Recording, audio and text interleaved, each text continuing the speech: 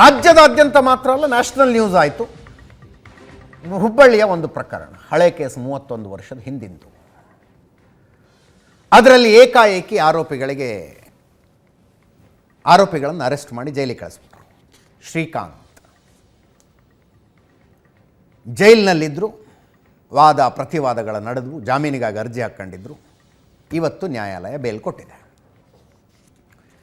Prosecution ಕಡೆಯಿಂದ bale ಕೊಡಬಾರದು ಅನ್ನುವ ಬಹಳ ಗಟ್ಟಿಯಾದ ವಾದ ಮಂಡನೆಯಾಗಿತ್ತು. 31 ವರ್ಷದಿಂದ ಈತ ತಲೆ ತಪ್ಪಿಸ್ಕೊಂಡಿದ್ದಾನೆ ಅಂತ. 1992 ಆಗಸ್ಟ್ 5ನೇ ತಾರೀಕು ಹುಬ್ಬಳ್ಳಿಯಲ್ಲಿ ಒಂದು ದೊಂಬಿ ಪ್ರಕರಣ, ಅಂಗಡಿಗೆ ಬೆಂಕಿ ಇಟ್ಟು ಅಂತ. ಆ ಪ್ರಕರಣದಲ್ಲಿ ಆರೋಪಿ ಕೇಸ್ ರಿಜಿಸ್ಟರ್ ಆಗಿ ಬೇಲ್ ತಗೊಂಡಾಗಿನಿಂದ ಇಲ್ಲಿ ತನಕ ಈತ ಎಲ್ಲಿದ್ದಾನೆ ಅನ್ನೋದು ಪೊಲೀಸರಿಗೆ ಗೊತ್ತೇ ಆಗಿರಲಿಲ್ಲ. ತಲೆ ತಪ್ಪಿಸ್ಕೊಂಡು ಓಡಾಡ್ತಿದ್ದ. ಈಗ ಕಷ್ಟಪಟ್ಕೊಂಡು ಪೊಲೀಸರು ಅರೆಸ್ಟ್ ಮಾಡಿದ್ದಾರೆ. ಈತನಿಗೆ ಜಾಮೀನು ಕೊಡಬೇಡಿ ಅಂತ ಪ್ರಾಸಿಕ್ಯೂಷನ್ ಅವರು ವಾದ ಮಾಡಿದ್ರು. ಶ್ರೀಕಾಂತ್ ಪೂಜಾರಿ ಪರ ವಕೀಲರು ಹೇಳಿದ್ದು 40 ವರ್ಷದಿಂದ ಆ ಮನುಷ್ಯನ ಅಡ್ರೆಸ್ಸೇ ಚೇಂಜ್ ಆಗಿಲ್ಲ, ಅಲ್ಲೇ ಪೊಲೀಸ್ ಸ್ಟೇಷನ್ ಸುತ್ತು ಕಡೆ ಓಡಾಡ್ಕೊಂಡಿರ್ತಾನೆ. ಅಷ್ಟು ಮಾತ್ರ ಅಲ್ಲ, 1992 ಆ ಕೇಸ್ ಆದ ಮೇಲೂ ಕೂಡ 6-7 ಕೇಸ್ಗಳು ಈತನ ಮೇಲೆ ಬೇರೆ ಬೇರೆ ಪ್ರಕರಣಗಳಿಂದ ಆಗಿದ್ದಾವೆ. ಆ ಎಲ್ಲ ಪ್ರಕರಣಗಳಿಗೂ ಪ್ರಾಂಪ್ಟ್ ಆಗಿ ಈತ ಪೊಲೀಸ್ ಸ್ಟೇಷನ್ನಿಗೆ ಬಂದಿದ್ದಾನೆ, ಕೋರ್ಟ್ಗೆ ಹೋಗಿದ್ದಾನೆ. ಕೇಸ್ಗಳಿಂದ ಖುಲಾಸೆಯಾಗಿದೆ, ಮುಚ್ಚಳಿಕೆ ಬರೆಸ್ಕೊಂಡಿದ್ದಾರೆ. ಇವೆಲ್ಲವೂ ಆಗಿದೆ. ತಲೆ ತಪ್ಪಿಸ್ಕೊಂಡಿದ್ದ ಅನ್ನೋದೆಲ್ಲ ಸುಳ್ಳು. ಇಷ್ಟು ದಿವಸ ಇವರು ಹುಡುಕಿರಲಿಲ್ಲ, ಈಗ ಕರ್ಕೊಂಬಂದು ಜೈಲಿಗೆ ಬಿಟ್ಟಿದ್ದಾರೆ ಅಂತ ಶ್ರೀಕಾಂತ್ ಪೂಜಾರಿ ಪರ ವಕೀಲರು ವಾದ ಮಾಡಿದ್ರು. ಅಂತಿಮವಾಗಿ ಡಿಫೆನ್ಸ್ ಅಡ್ವೊಕೇಟ್ ವಾದಕ್ಕೆ ಜಾಸ್ತಿ ಮನ್ನಣೆ ಸಿಕ್ಕು ಬೇಲ್ ಗ್ರ್ಯಾಂಟ್ ಆಗಿದೆ. ಡಿಸೆಂಬರ್ 29ನೇ ತಾರೀಕು ಈತ ಅರೆಸ್ಟ್ ಆಗಿದ್ದದ್ದು. ದೊಡ್ಡ ರಾಜಕೀಯ ಸಂಘರ್ಷಕ್ಕೆ ಕಾರಣ ಆಗಿತ್ತು. 22ನೇ ತಾರೀಕು, ಜನವರಿ 22ನೇ ತಾರೀಕು, ಈ ತಿಂಗಳು 22ನೇ ತಾರೀಕು ರಾಮ ಮಂದಿರದ ಲೋಕಾರ್ಪಣೆ ಕಾರ್ಯಕ್ರಮ. ಆ ಲೋಕಾರ್ಪಣೆ ಕಾರ್ಯಕ್ರಮದ ಹೊತ್ತಿನಲ್ಲಿ ಹಿಂದೂ ಕಾರ್ಯಕರ್ತರಲ್ಲಿ ಒಂದು ಭಯದ ವಾತಾವರಣ ಉಂಟು ಮಾಡಬೇಕು. ಅವರು ಬಹಿರಂಗವಾಗಿ ಹೊರಗಡೆ ಬಂದು ರಾಮ ಮಂದಿರದ ಲೋಕಾರ್ಪಣೆಯನ್ನು ಸಂಭ್ರಮಿಸದಂತೆ ನೋಡಿಕೊಳ್ಳಬೇಕು ಅನ್ನುವ ಕಾರಣಕ್ಕೆ ಕಾಂಗ್ರೆಸ್ ಸರ್ಕಾರ 20-30 ವರ್ಷದ ಹಿಂದಿನ ಕೇಸ್ಗಳನ್ನು ತೆಗೆದು ಆರೋಪಿಗಳನ್ನು ಅರೆಸ್ಟ್ ಮಾಡ್ತಾ ಇದೆ ಅಂತ BJPಯವರು, ಹಿಂದೂ ಪರ ಸಂಘಟನೆಗಳವರು ಆರೋಪ ಮಾಡಿದ್ರೆ, ರಾಜ್ಯ ಸರ್ಕಾರ ಹೇಳ್ತು LPC ಅಂತ ಒಂದಿರುತ್ತೆ, ಲಾಂಗ್ ಪೆಂಡಿಂಗ್ ಕೇಸು. ಆ ಕೇಸ್ಗಳ ವಿಷಯದಲ್ಲಿ ಕೇಸ್ ಎಲ್ಲಿಗೆ ಬಂತು ಅಂತ ನ್ಯಾಯಾಂಗ ಕೇಳುತ್ತೆ. ಮತ್ತೆ ಹಳೆ ಫೈಲ್ಗಳನ್ನು ತೆಗೆದು ಆರೋಪಿಗಳನ್ನು ಅರೆಸ್ಟ್ ಮಾಡಿ ಕಾನೂನಿನ ಪ್ರಕ್ರಿಯೆ ಏನು ಮಾಡಬೇಕು ಅದನ್ನು ಪೊಲೀಸರು ಮಾಡ್ತಾರೆ. ಅದನ್ನೇ ಮಾಡಿದ್ದು ಅಂತ ರಾಜ್ಯ ಸರ್ಕಾರದ ಕಡೆಯಿಂದ ಸ್ಪಷ್ಟನೆ ಬಂತು. ವಾಟ್ ಎವರ್ ಇಟ್ ಈಸ್, ಈಗ ಜಾಮೀನು ಮಂಜೂರಾಗಿದೆ. ಆದರೆ ಬೇಲ್ ಸಿಕ್ಕಾಗ ಸಾಯಂಕಾಲ 4:15. ಕೋರ್ಟಿನ ಒಂದಷ್ಟು ಪ್ರಾಸೆಸ್ ಇರ್ತವೆ. ಅಲ್ಲಿಂದ ಆರ್ಡರ್ ಕಾಪಿ ತಗೊಂಡು ಹೋಗಿ ಜೈಲಿಗೆ ಕೊಟ್ಟು ಜೈಲಿನ ಪ್ರಾಸೆಸ್ ಮುಗಿಸಿ ಅದು ಯಾವುದನ್ನು ಇವತ್ತು ಮಾಡೋದಕ್ಕಾಗಲಿಲ್ಲ. 6 ಗಂಟೆ ಒಳಗೆ ಆಗಬೇಕು, ಸಾಯಂಕಾಲ 6 ಗಂಟೆ ಒಳಗೆ ಅದನ್ನು ಮಾಡೋದಕ್ಕಾಗಲಿಲ್ಲ. ಅದು ನೆಕ್ಸ್ಟ್ ಡೇಗೆ ಆಗುತ್ತೆ. ಈಗ ನಾಳೆ ಬಿಡುಗಡೆ ಆಗ್ತಾರೆ. ನಾಳೆ ಶ್ರೀಕಾಂತ್ರನ್ನು ಸ್ವಾಗತಿಸೋದಕ್ಕೆ BJP ತಯಾರಾಗಿದೆ. ಅದರ ಜೊತೆಗೆ ಆ ವಿಷಯದಲ್ಲಿ ಇವತ್ತು ಒಂದು ಟಾಕ್ ಫೈಟು. ಇದೇನಾಯಿತು, ಶ್ರೀಕಾಂತ್ ವಿಷಯದಲ್ಲಿ ಸಿದ್ದರಾಮಯ್ಯನವರು ವಕೀಲರು, ಅದು ವಕೀಲರ ಬಾಯಲ್ಲಿ ಸ್ಪೆಷಲಿ ಹಂಗೆ ಶಬ್ದಗಳು ಹೆಚ್ಚು ಕಡಿಮೆ ಆಗಬಾರ್ದು. ಸಿದ್ದರಾಮಯ್ಯನವರು ಮತ್ತೆ ಅಪರಾಧಿ ಅಂದರು. ಅಪರಾಧಿ ಅಂತ ಸರ್ಕಾರ, ರಾಜಕಾರಣಿಗಳು, ಪೊಲೀಸರು ಕೂಡ ನಿರ್ಧಾರ ಮಾಡೋದಕ್ಕಾಗೋದಿಲ್ಲ. ಆರೋಪಿ ಅಂತ ನಿರ್ಧಾರ ಮಾಡಬಹುದು, ಅಷ್ಟೇ ಅವ್ರ ಕೈಲಿರೋದು. ಅಪರಾಧಿ ಹೌದು ಅಲ್ವೋ ಅಂತ ಅಂತಿಮವಾಗಿ ನ್ಯಾಯಾಲಯ ತೀರ್ಮಾನ ಮಾಡಬೇಕು. ಮುಖ್ಯಮಂತ್ರಿಗಳು ಯಾಕೋ ಅಂದರೆ ಮಾತಿನ ಭರದಲ್ಲಿ ಹೇಳಿದ್ರು, ಏನೋ ಅಪರಾಧಿ ಅವನು ಅಂದರು. ಅಪರಾಧಿ ಅಲ್ಲ. ಅದರ ಜೊತೆಗೆ ಇನ್ನೊಂದು ಎಡವಟ್ಟು ಕೂಡ ಆಯಿತು. ಏನು, ಅವನ ಮೇಲೆ 16 ಕೇಸ್ಗಳಿದ್ದಾವೆ. ಟೆಕ್ನಿಕಲಿ ಕೇಸ್ಗಳಿರೋದು ಹೌದು, ಬಟ್ 16 ಪೈಕಿ 15 ಕೇಸ್ಗಳಲ್ಲಿ ಆತ ನಿರಪರಾಧಿ ಅಂತ ಬಿಡುಗಡೆಯಾಗಿದ್ದಾನಲ್ಲ ಅಂತ BJPಯವ್ರದ್ದು ವಾದ. ಒಂದು ಚಾಲ್ತಿಯಲ್ಲಿರೋದು ಕೇಸ್ ಒಂದೇ, ಇನ್ನೂ 15 ಕೇಸ್ಗಳಲ್ಲಿ ಆತ ನಿರಪರಾಧಿ ಅಂತ ಬಿಡುಗಡೆ ಆಗಿದ್ದಾನೆ. 12 ಕೇಸ್ಗಳಲ್ಲಿ ನಿರಪರಾಧಿ ಅಂತ ಬಿಡುಗಡೆ, 3 ಕೇಸ್ಗಳಲ್ಲಿ ಚಾರ್ಜ್ ಶೀಟ್ ಇರಲಿಲ್ಲ. ಅಂದರೆ ಪ್ರಿಕಾಷನರಿ ಅರೆಸ್ಟ್ ಮಾಡ್ಕೊಂಡಿದ್ರು, ಮುಚ್ಚಳಿಕೆ ಬರೆಸ್ಕೊಂಡು ಬಿಟ್ಟು ಕಳಿಸುವಂಥದ್ದು. ಸಕ್ರಿಯ ಪ್ರಕರಣ, ಪೆಂಡಿಂಗ್ ಕೇಸ್ ಇರೋದು ಒಂದೇ ಆತನ ಮೇಲೆ, 16 ಕೇಸು ಅಂತ ಹೆಂಗೆ ಹೇಳಿದ್ರಿ ನೀವು ಅಂತ. ಆ ವಿಷಯದಲ್ಲೂ ಒಂದು ಟಾಕ್ ಫೈಟ್ ಆಯಿತು. 1992 ಫಸ್ಟ್ ಕೇಸು ಶ್ರೀಕಾಂತ್ ಮೇಲೆ ಆಗಿತ್ತು. ಅದಾದ ಮೇಲೆ 98, 99, 2001, 2002, 2003 ಈ ರೀತಿಯಾಗಿ ವರ್ಷಕ್ಕೆ 1-2 ಈತನ ಮೇಲೆ ಸುಮಾರು ಕೇಸ್ಗಳಾಗ್ತಾ ಬಂತು. ಆ ಎಲ್ಲ ಕೇಸ್ಗಳಿಗೂ ಈತ ಪ್ರಾಂಪ್ಟಾಗಿ ಪೊಲೀಸ್ ಸ್ಟೇಷನ್ಗೆ ಬಂದಿದ್ದಾನೆ, ಲೀಗಲ್ ಪ್ರಾಸೆಸ್ಸನ್ನು ಎದುರಿಸಿದ್ದಾನೆ. ನ್ಯಾಯಾಲಯ ನಿರಪರಾಧಿ ಅಂತ ಹೇಳಿದೆ. ಹಂಗಿದ್ದ ಮೇಲೂ 16 ಕೇಸಿನ ಆರೋಪಿ ಅಂತ ಹೆಂಗೆ ಹೇಳ್ತೀರಿ ನೀವು ಅಂತ ಡಾಕ್ಟರ್ ಪರಮೇಶ್ವರ್ ಹೇಳ್ತಾರೆ. 16 ಕೇಸ್ ಇದ್ದದ್ದು ನಿಜ, ಈಗಲೂ ಇದೆ ಅಂತ ನಾವೇನು ಹೇಳಿಲ್ಲ. 16 ಪ್ರಕರಣಗಳು ಈತನ ಮೇಲೆ ಇದ್ದದ್ದಕ್ಕೆ ನಮ್ಮ ಹತ್ರ ದಾಖಲೆಗಳಿದ್ದಾವೆ. ಇಂಥ ವ್ಯಕ್ತಿಗಾಗಿ ಇಷ್ಟು ಹೋರಾಟ ಮಾಡ್ತೀರಾ ನೀವು? ಬಂಧಿತ ಶ್ರೀಕಾಂತ್ ಪೂಜಾರಿ ಒಬ್ಬನೇನಾ ಹಿಂದೂ?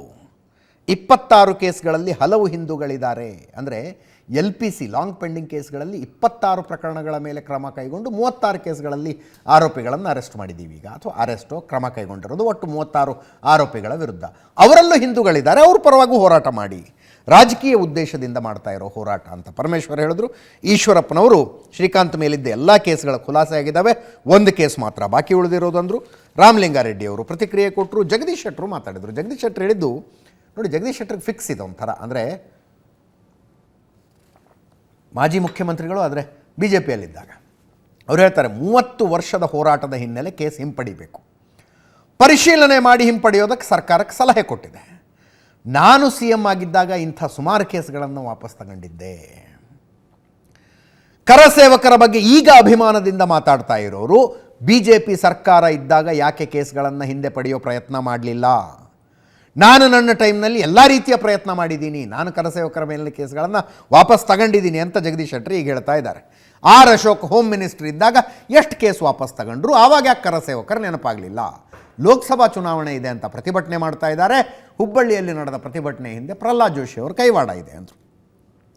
CT ರವಿ ಅವರು ಹಿಂದೂ ವಿರೋಧಿ ನೀತಿ ಅನ್ನೋದು ಕಾಂಗ್ರೆಸ್ಗೆ DNA ಬಂದಿದೆ.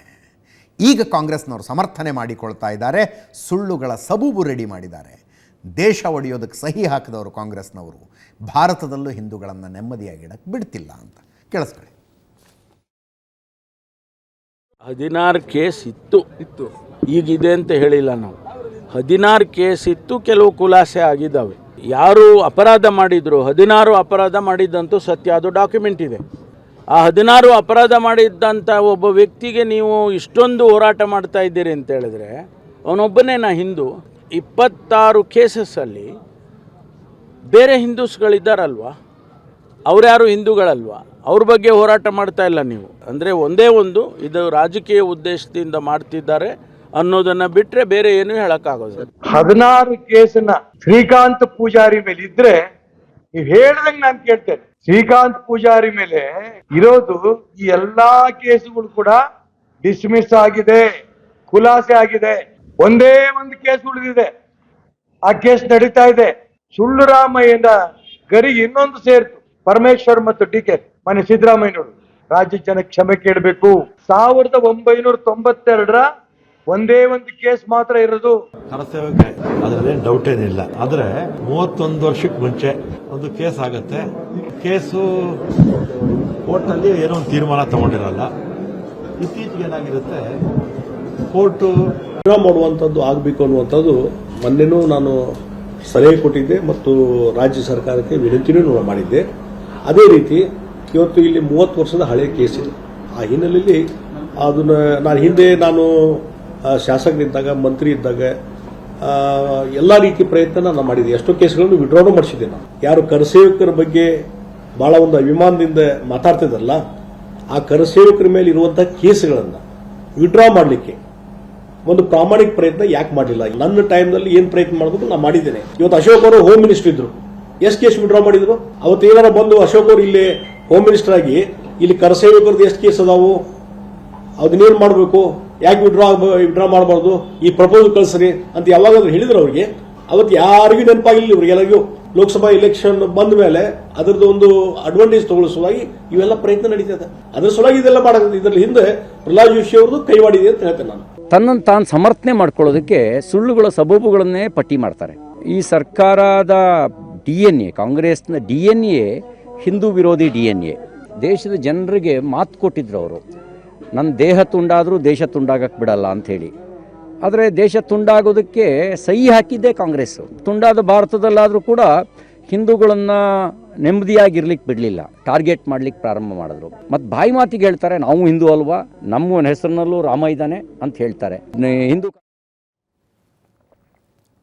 ಈ ವಿಷಯದಲ್ಲಿ BJPಯ ಬೆಂಬಲಕ್ಕೆ BJPಯ ನೂತನ ಮೈತ್ರಿ JDS ಕೂಡ ಬಂತು. JDSನಲ್ಲಿ ಅಂತಿಂತವರಲ್ಲ, ದೇವೇಗೌಡರು, ಕುಮಾರಸ್ವಾಮಿ ಅವರೇ ಮಾತಾಡೋದು. ದೇವೇಗೌಡರು ಹೇಳಿದ್ರು ಸೇಡಿನ ರಾಜಕೀಯ ಮಾಡ್ತಾ ಇದ್ದಾರೆ, ಇಲ್ಲಿ ಸೇಡಿನ ರಾಜಕೀಯ ಮಾಡ್ತಾ ಇದ್ದಾರೆ.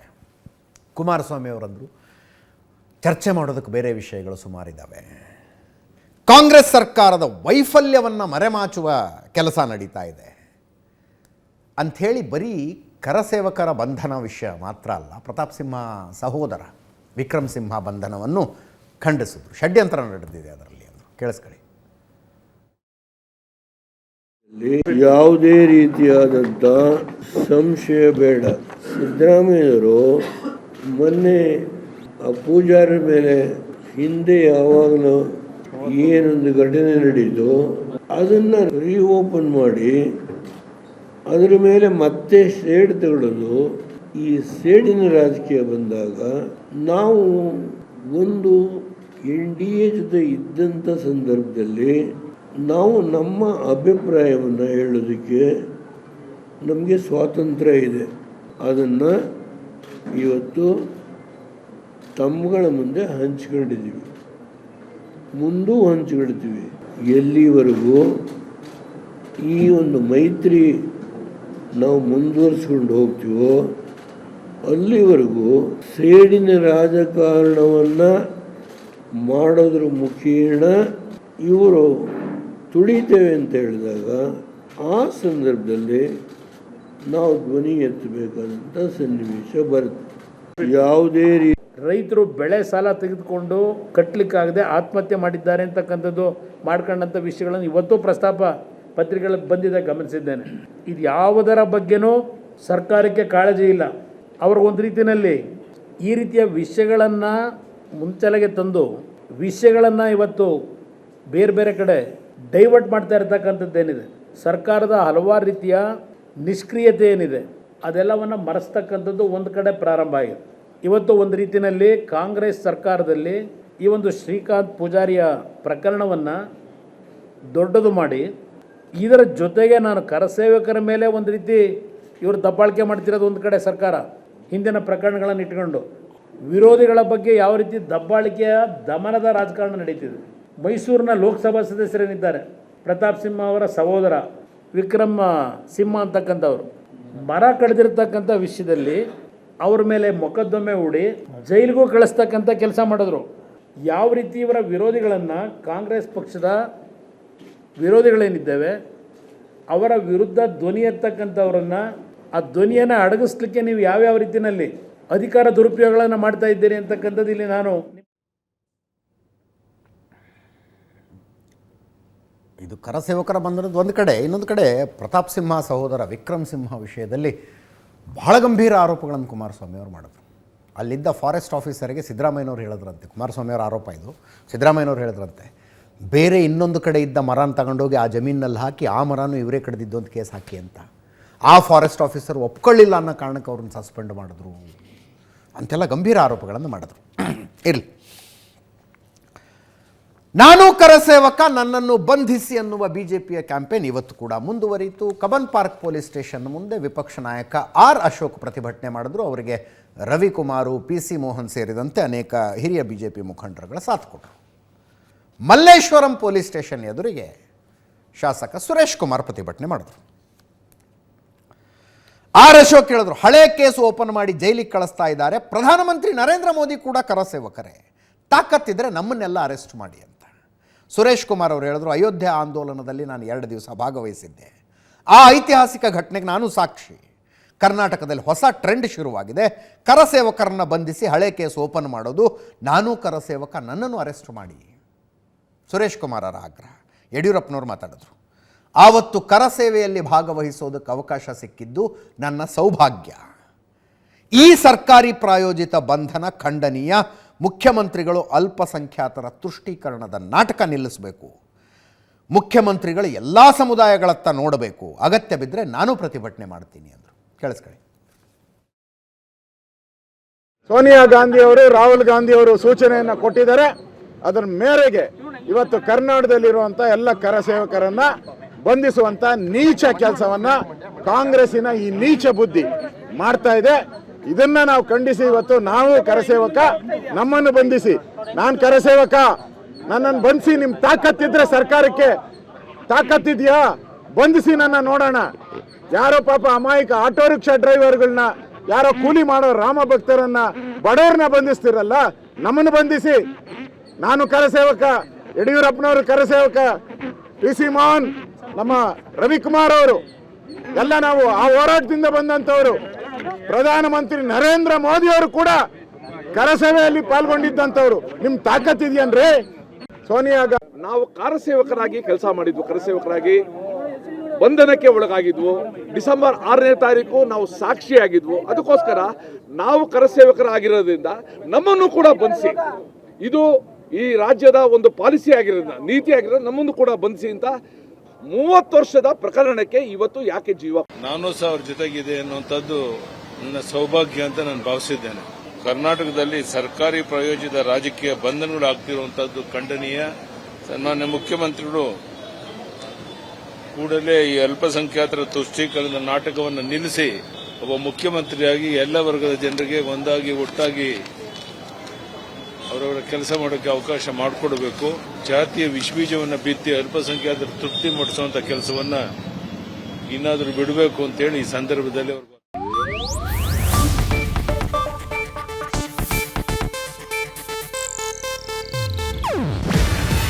ಇದು ಏಷ್ಯಾನೆಟ್ ನ್ಯೂಸ್ ನೆಟ್ವರ್ಕ್ ಪ್ರಸ್ತುತಿ. ನೀವು ನೋಡ್ತಿದ್ದೀರಾ ಏಷ್ಯಾನೆಟ್ ಸುವರ್ಣ ನ್ಯೂಸ್.